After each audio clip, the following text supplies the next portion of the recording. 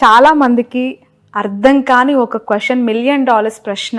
చంద్రబాబు నాయుడు గారి అరెస్ట్ విషయంలో మీరు ఇందాకన్నా జూనియర్ ఎన్టీఆర్ ఎందుకు స్పందించలేదు అని చెప్పి, మీరేమనుకుంటున్నారు గురూజీ? అంటే ఎందుకు అంత సైలెంట్గా ఉండాల్సి వచ్చింది ఆయన? తన కెరియర్ మీద తనకున్న నమ్మకం, తనకు రాజకీయంగా కంటే సినిమా ఇండస్ట్రీ పరంగా తనకున్న నమ్మకం, ప్లస్ తిరుమల తిరుపతి దేవాలయంలో నేను వాళ్ళ అమ్మగారు కూర్చొని మాట్లాడినప్పుడు నన్ను ఒక ప్రశ్న అడిగారు ఆవిడ.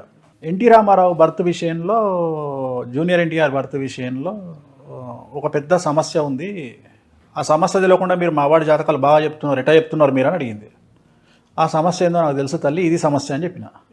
అనగానే షాక్ అయింది ఆమె. పెద్ద ఎన్టీఆర్ గారికి తప్ప, నాకు తప్ప, బాబుకి తప్ప, ముగ్గురికి తప్ప నాలుగో వ్యక్తికి తెలియదు, మీకు ఎట్లా తెలుసు అన్నది. నాకు తెలుసమ్మా అన్న నేను. ఆయనది మఖా నక్షత్రం, జూనియర్ ఎన్టీఆర్ది మఖా నక్షత్రం, జయలలితది కూడా మఖా నక్షత్రం, ప్లస్ ఆయన మంచి యోగంలో పుట్టిండు జూనియర్ ఎన్టీఆర్.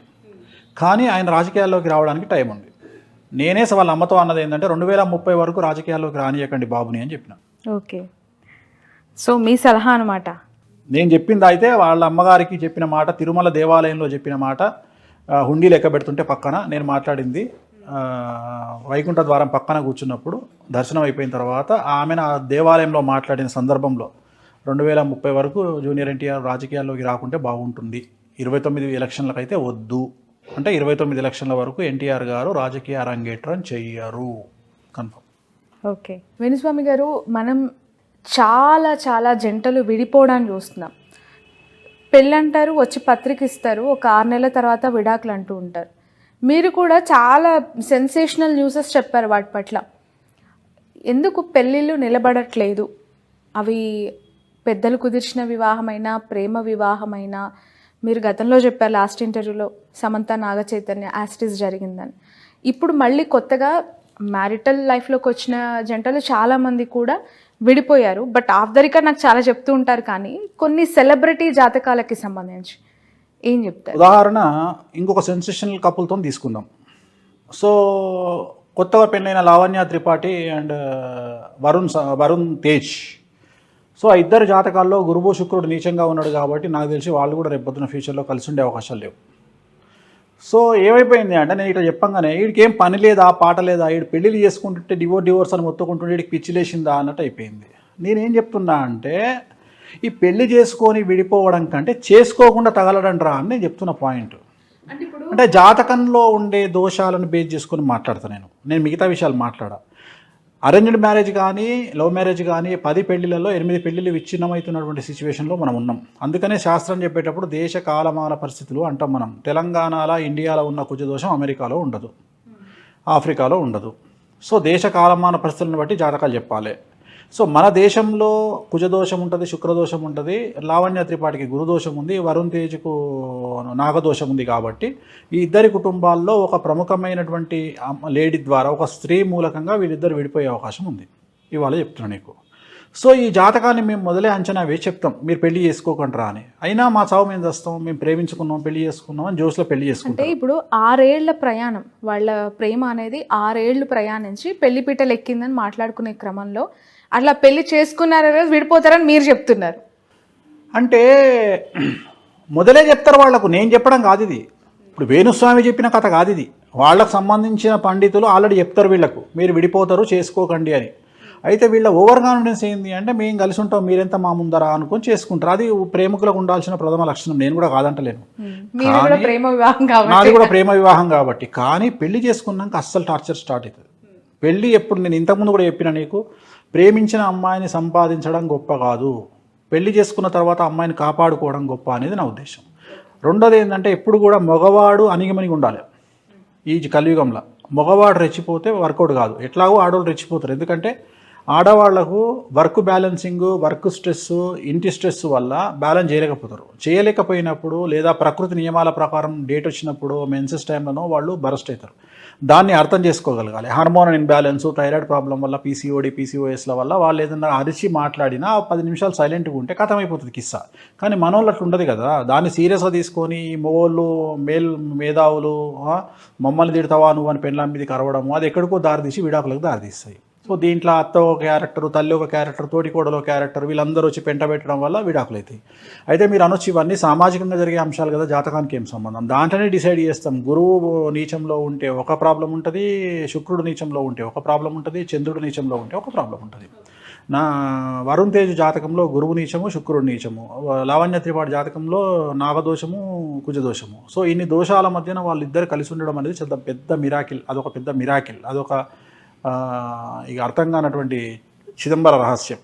ఓకే, అంటే ఇప్పుడు మెగా ఫ్యామిలీకి సంబంధించి ఎప్పుడు కూడా ఏదో ఒక న్యూస్ టాక్ ఆఫ్ ద టౌనే మనం గతం అంటే మెగా ఫ్యామిలీ అని కాదమ్మా, తప్పది మాట్లాడుకోవడం. ఎందుకంటే ప్రతి కుటుంబంలో ఉంటుంది. వాళ్ళు సెలబ్రిటీస్ కాబట్టి బయట తెలుస్తుంది. మన పక్కింట్లో ఏం జరుగుతుందో మనం అది సెలబ్రిటీ కాదు కాబట్టి చెప్పం అంతే. సో అలానే అంటే ఇది సెలబ్రిటీ ఫ్యామిలీకి కాబట్టి ఇంత చర్చ కూడా జరుగుతుంది. నేను కూడా అందుకనే చెప్తా కదా, మీరు నాగ చైతన్యకి డివోర్స్ అవుతాయని చెప్పారు, అఖిల్ కి పెళ్లి కాదు డివోర్స్ అవుతాయని చెప్పారు. ఇప్పటి వరకు ఆయన కూడా కెరియర్ కూడా ఎఫెక్ట్ ఉంటుంది, ఆయన సెట్ కాడని చెప్పిన. ఎందుకంటే ఆయన జాతకంలో ఉన్న దోషము మా చుట్టమేమో, నాకీలు నాకు శత్రువా ఎందుకు చెప్తా? సో ఇవన్నీ ఉన్నాయి, నేను చెప్పినవి చాలా ఉన్నాయి. నేను చెప్పినవి అన్నీ తవ్వుకుంటూ కూర్చుంటే నేను చెప్పిన 100లో 98 సక్సెస్. నా సక్సెస్ రేట్ 98. నేను చెప్పినవి ఆల్మోస్ట్ ఆల్ జరిగినాయి. అసలు నేను చెప్పినవి జరగలేదు అనేది వెతికితే కష్టం, అసలు జరగకుండా ఉండవు. కాకపోతే ఆ టైం వరకు వెయిట్ చేయాలి అంతే. రెండోది ఏంటంటే ఎందుకు చెప్తున్నావు అంటే పబ్లిసిటీ కోసం చెప్తున్నావు. బరాబర్ చెప్తా. నా లైఫ్కు నేనే సీఈఓ, మరి నన్ను నేను ప్రమోట్ చేసుకోవాలి. ఎవడు చెప్తాడు నన్ను? బట్ అలా ఒకరి లైఫ్ ని పబ్లిక్ ఫిగర్స్, సెలబ్రిటీ స్టేటస్ వాళ్ళని మాత్రమే చెప్తా. వాళ్ళ లైఫ్ ని ఇలా మీడియాలో ప్రస్తావించడం వాళ్ళ దృష్టిలో చెడవుతుంది కదా. వాళ్ళ దృష్టిలో చెడు అయినా వాళ్ళ వల్ల కొంతమంది బాగుపడతారనే ఉద్దేశం. సమంత నాగ చైతన్య ఎగ్జాంపుల్ వల్ల చాలా మంది పెళ్లి చేసుకోకుండా ఉన్నారు నాకు తెలిసిన వాళ్ళు. అంటే వేణుస్వామి నిజాలు చెప్తాడు, సమంత నాగ చైతన్యది ఇట్లా అయ్యింది కాబట్టి మేమిద్దరం వస్తాం అని నా దగ్గరకు వచ్చి కూర్చొని, స్వామి గారు మేమిద్దరం పెళ్లి చేసుకుంటాం, మా ఇద్దరికి షష్టాష్టకాలు అయినాయా, మేము చేసుకోవాలా వద్దా అని అడిగితే అమ్మాయి ఏమంటుంది? తల్లిదండ్రులకు చెప్తుంది అమ్మాయి, వేణుస్వామి చెప్పితే నిజంగా నమ్ముతా, లేకుంటే నా పిల్లగానే చేసుకుంటా. కొన్ని అంచనాలు తప్పొచ్చు కదా మీరు చెప్పిన ప్రెడిక్షన్స్. అంచనాలు తప్పవు, టైం తప్పుతుంది. నేను డిసెంబర్ అంటే అది జూన్కి వెళ్ళొచ్చు, నేను జనవరి అంటే జూన్కి వెళ్ళొచ్చు, కానీ అంచనాలు తప్పవు, జరిగి తీరాల్సిందే. పాలలో ఉప్పు వేస్తే 100% పాలు విరిగిపోవలసిందే. కానీ అది పాలు పొంగినప్పుడు ఇరిగిపోయినాయా, పొయ్యి మీద వెట్టంగా ఇరిగిపోయినాయా, దించేటప్పుడు ఇరిగిపోయినాయా అనేది తేడా. సో జరిగి తీరాల్సిందే. సో చాలామంది మారుతున్నారు. నేను చెప్పడం వల్ల షష్టాష్టకాల గురించి, సమంత నాగ చైతన్య గురించి మాట్లాడినప్పుడు చాలామంది రియలైజ్ అవుతున్నారు. చాలామంది వేణుస్వామి దగ్గరకు వచ్చి మీరు చెప్పింది ఇంకా రబ్బర్ స్టాంప్ అని ఫిక్స్ అవ్వాలి. కాకపోతే నేనేం చేయలేను, నన్ను తిట్టుకున్నా నేనేం చేయలేను. ఇప్పుడు నేను నమ్మే వాళ్ళతో నాకు నా లింక్ అమ్మ, నమ్మనంతో నాకేం పని? ఈ ప్రపంచంలో ఇట్లా 2 చేతులు ఎత్తి నన్ను నమ్మితే నమ్మండి, నమ్మకపోతే నమ్మకండి అని చెప్పింది నేను ఒక్కడనే. ఇప్పటికి కూడా చెప్తున్నా, నేను ఇప్పుడు కూడా చెప్తా, చిన్న చిన్న సమస్యలకు నా దగ్గరికి రాకండి. ఆ సమస్యలు మీ దగ్గర ఉన్న పంతులకో, పురోహితులకో, జ్యోతిష్కులకో చూపించుకోండి. పెద్ద సమస్యలు అయితేనే నా దగ్గరికి రండి, చిన్న సమస్యలకు నా దగ్గరికి రాకండి. పెద్ద సమస్య ఉంటే నా దగ్గరికి రండి. అంటే మీ లెవెల్ పెద్దది, నా లెవెల్ పెద్దది అంటలేను అమ్మా. పెద్ద సమస్య ఉంటే రమ్మన్నప్పుడు చిన్న సమస్యలకు మీరు పరిష్కారం, క్యాన్సర్ లాంటి రోగాలకు నా దగ్గరికి రండి. మీకున్న రోగాలకు లోకల్ డాక్టర్ దగ్గరికి వెళ్ళండి. ఓకే, అప్పుడు అది పెద్దది ఎట్టయితుంది? నేను తోపునని చెప్తలేను కదా. నేను అనేది ఏంటంటే ఆ టైం వేరే వాళ్ళకి ఇచ్చే అవకాశం నాకు వస్తుంది. నాకున్న టైమే తక్కువ, ఎవరికైనా 24 అవర్సే. దాంట్లో నా సోమర్థానానికి 9 గంటల వరకు లేవా. సో నేను వచ్చేది 12 గంటలకు నేను వచ్చి జాతకం చెప్పుకోవాలి అంటే ఆ 12 నుండి 4 మధ్యలో మహా అంటే 15 మందికి జాతకాలు చెప్తా. సో ఈ 15 మందికి చెప్పుకుంటూ పోతే ఎంతమందికి 8,000 మంది వెయిటింగ్ ఉన్నారు ఇప్పుడు ఈ రోజు కండిషన్. నేను ఎంతమందికి చెప్పుకోగలుగుతా? అందుకని దయచేసి మ్యాక్సిమం నా దగ్గరికి. ఇంకొంతమంది ఏం చేస్తారు, ఇప్పుడు ఒక క్లయింట్ నా దగ్గరికి వస్తాడు, ఒక రెమెడీ రాస్తా, తిరునల్లారు పోయి పూజ చేయించుకొని రండి. పూజ చేయించుకొని వచ్చినాక మళ్ళీ నా దగ్గరికి వస్తా అంటాడు. అయ్యా నువ్వు పూజ చేయించుకున్నావు కదా నాయన, మళ్ళీ నా దగ్గరికి ఎందుకు వస్తావు? రెమెడీ అయిపోయింది, వెళ్ళిపో. మళ్ళీ కలిసి నాతో మాట్లాడు, స్వామి నేను పూజ చేయించుకున్నా అని చెప్తా అంటాడు. సో అందుకని నీ ద్వారా చెప్తున్నా, నా దగ్గరకు వచ్చి రెమెడీ చేసుకున్నాక అవసరం లేదు నన్ను కలవడం, వెయిట్ ఫర్ టైం. ఆటోమేటిక్గా గ్రహాలు మారినప్పుడు మీ టైం పనిచేస్తుంది, ముందుకు వెళ్ళిపోతారు. బట్ అనేక సందర్భాల్లో మీరు చెప్పింది జరుగుతుంది అంటున్నారు, జరగాలని ఆశిస్తున్నాను, కానీ తప్పినప్పుడు వాళ్ళ నుంచి కొంత వ్యతిరేకత కూడా ఉంటుంది కదా, దాన్ని ఎలా ట్యాకిల్ చేస్తారు? అంటే జాతకంలో జరగకపోవడం అయితే లేదమ్మా, భగవంతుడి దయ వల్ల. నా ఫెయిల్యూర్ ఒక 2% పూజల విషయంలో ఫెయిల్ అయ్యే అవకాశం ఉంటుంది. అంటే వాళ్ళు నాకు సరిగా కమ్యూనికేట్ చేయలేకపోవడం, లేకపోతే నాకు ఇన్ఫర్మేషన్ సరిగా ఇవ్వకపోవడం, అక్కడ ఏమన్నా మిస్టేక్ జరిగి ఉంటుంది. కానీ నేను చెప్పిన ఇన్సిడెంట్ జరగకపోవడం అనేది అయితే లేదు, ఖచ్చితంగా జరిగి తీరాల్సిందే. ఎక్కడ ఫెయిల్యూర్ ఉంటుంది అంటే ఇప్పుడు నేను ఎక్కడన్నా పూజ చేసిన దగ్గర వాళ్ళకి రెమెడీలు చేసిన దగ్గర నేను ఇచ్చే రిజల్ట్ వాళ్ళకు వర్కౌట్ కాకపోవచ్చు, అది వాళ్ళ కమ్యూనికేషన్ ప్రాబ్లం వల్ల. అంటే ఇప్పుడు లేటెస్ట్గా మన యూఎస్ నుండి ఒకతను నాకు ఫోన్ చేసి నాకు పలానా మానసికమైన ఇబ్బందులు ఉన్నాయి, మా ఆవిడకు రెమెడీ చేయండి అన్నాడు. అంటే నేను రెమెడీ చేసిన తర్వాత వాళ్ళ ఆవిడ మానసికంగా బయటపడ్డది. అతను ఫోన్ చేసి సడన్గా అంటాడు మా ఆవిడకు ఉద్యోగం లేదు అంటాడు. ఉద్యోగాలకు నేను పూజలు చేయగదా నాయన నేను అన్నా.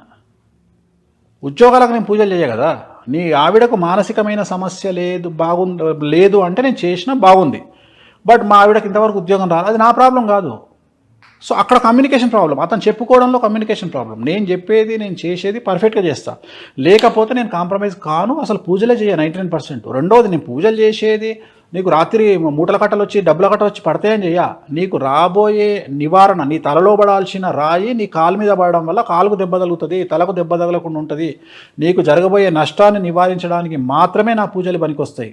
రెండోది నా పూజలన్నీ కూడా వామాచారంలో చేసే పూజలు, నీకు కసి ఉండాలి, అదృష్టం కూడా ఉండాలి. అంటే నువ్వు వ్యాపారం చేస్తే పక్కోడు 10 రూపాయలు సంపాదిస్తే నువ్వు 100 రూపాయలు సంపాదించాలంటే నా దగ్గరికి రావాలి, అది వ్యాపారంలోనే సాధ్యం, ఉద్యోగంలో సాధ్యం కాదు. ఉదాహరణ, టీచర్ ఉద్యోగం చేసే అతను నా దగ్గరకు వచ్చి గురువుగారు నేను 1 కోటి రూపాయలు సంపాదించాలంటే మార్గం చెప్తారా అంటే నీకు దండంరా బాబు పోయంట. టీచర్ ఉద్యోగం చేసేవాడు 1 కోటి రూపాయలు ఎట్లా సంపాదిస్తాడు? ఒక రియల్ ఎస్టేట్ వ్యాపారికి అయితే నువ్వు 1 కోటి రూపాయలు సంపాదిస్తావురా ఒక సంవత్సరంలో అని చెప్పొచ్చు. టీచర్కి ఏం చెప్తా నేను? సో నేను చేసే పూజలు టీచర్కు పనిచేయవు, నేను చేసే పూజలు వ్యాపారస్తులకే పనిచేస్తాయి. అంటే డబ్బు సంపాదించే వాళ్లకు ఉద్యోగంలో మాత్రం కాకుండా వ్యాపారంలో చేసే వాళ్లకు, ఒక ఎమ్మెల్యేలకు, ఒక సినిమా వాళ్లకు, అట్లాంటి వాళ్ళకు పనిచేస్తాయి తప్ప, రాజయోగాలకు రాజభోగాలకు పనిచేస్తాయి తప్ప, నీకు తగ్గబోయే నష్టాన్ని ఆపుకోవడానికి పనిచేస్తాయి తప్ప. మన ఒక ఎమ్మెల్యేకి సంబంధించి ఒక పూజ చేసినావు, ఏం చేసినావు అంటే అతని మీద దాడి జరిగే అవకాశం ఉంది, దాడిని తప్పించుకోవడానికి పూజ చేసినావు. అయినా సరే అతని మీద ఒక చిన్న 2 దాడులు జరిగినాయి మన ఎలక్షన్లలో. ఒక లీడరు స్వామి తప్పించుకున్నా నేను సంతోషం అన్నాడు, అంతే. ఇట్లాంటివి మనం చేసే పూజలు. జైలుకు పోయిండు, బెయిల్ కావాలి, బెయిల్కు కూడా పూజలు ఉంటాయి ఆ గురువు గారు అంటే ఉంటాయి ఖచ్చితంగా ఉంటాయి పూలు. బెయిల్ కారాగార దోష నివారణ అంటారు దాన్ని. అట్లనే ప్రతిదానికి ఒక బయటపడి శత్రువుల మీద జయం కోసం ఒక పూజ ఉంటుంది. సో మనం చేసే పూజల ఫలితాలు అనేటివి డిఫరెంట్ స్టైల్స్లో ఉంటాయి. నేను చేసిన పూజల ఫలితం తగ్గొచ్చేమో కానీ నేను చెప్పిన ప్రిడిక్షన్ మాత్రం ఎప్పుడు ఫెయిల్ అవ్వాలి. 99% ప్రిడిక్షన్ అచీవ్మెంట్ ఉంది, 98% పూజల అచీవ్మెంట్, ఒక 2% మాత్రం ఖచ్చితంగా మైనస్ అనేది ఉంటుంది. మాకు సరస్వతీదేవి ఇచ్చిన శాపం అనుకోండి.